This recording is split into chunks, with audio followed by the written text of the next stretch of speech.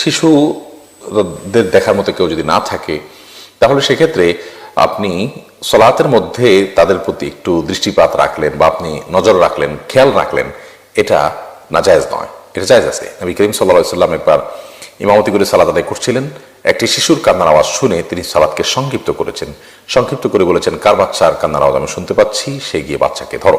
এই যে বাচ্চার কান্নার আওয়াজ শুনে নবী করিম সাল্লাল্লাহু আলাইহি ওয়াসাল্লাম সালাতকে সংক্ষিপ্ত করেছেন, অর্থাৎ একটু দ্রুত শেষ করেছেন।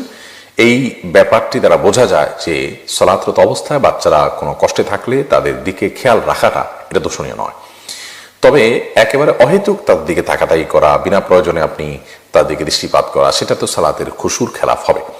আপনি যদি মনে করেন কোনো সমস্যা হচ্ছে, তাহলে সেক্ষেত্রে আপনি নজর রাখলেন, এবং খুব বেশি অসুবিধা তৈরি হলে সালাতের মধ্যেই আলতোভাবে যদি তাদেরকে আপনি সরায় দেন, আলতোভাবে সরানো বলতে এমনভাবে সরালেন যে আপনি সালাতের যে হাইয়া আছে, সালাতের যে আপনার অবস্থা আছে, তার মধ্যে আপনি থাকলেন। একজন দর্শক আপনাকে দেখে যেন জানে বা বুঝতে পারে, অনুমান করতে পারে যে আপনি নামাজে আছেন, এরকম আপনার অবস্থা, নামাজের যে আপনার কি বলে বডি ল্যাঙ্গুয়েজ বলতে পারি, নামাজের যে আপনার রূপ আছে, ওইটার মধ্যে থেকে আপনি আলতো করে সরাই দিলেন, বা একটু একজনকে অন্যজন থেকে সরাই দিলেন বা ছুটাই দিলেন, এটুকু আপনি করতে পারেন।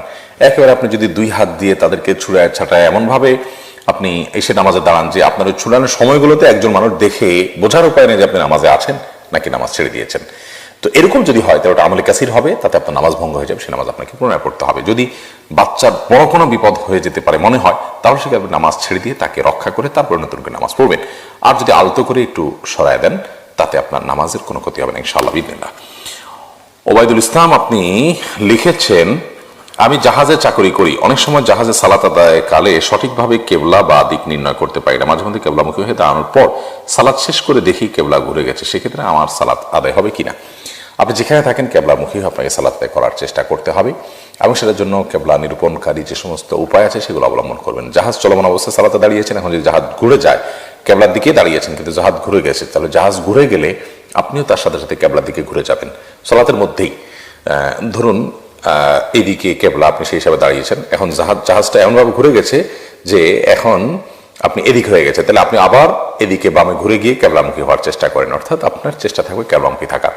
আর যদি এমন হয় যে কখন জাহাজ ঘুরছে বা আপনার কখন কেবলা মিস হয়েছে আপনি জানেন না, আপনি কেবলার দিকে শুরু করেছেন, পরবর্তীতে টের পেয়েছেন বা পরে জানতে পেরেছেন, তাহলে সেক্ষেত্রে আপনার নামাজ হয়ে যাবে। কিন্তু আপনি নামাজের মধ্যে যখন আপনি টের পাবেন যে কেবলার দিকটা ঘুরে যাচ্ছে, তাহলে সেক্ষেত্রে অবশ্যই আপনাকে নামাজরত অবস্থাতে আলতো করে ঘুরে যেতে হবে কেবলার দিকে।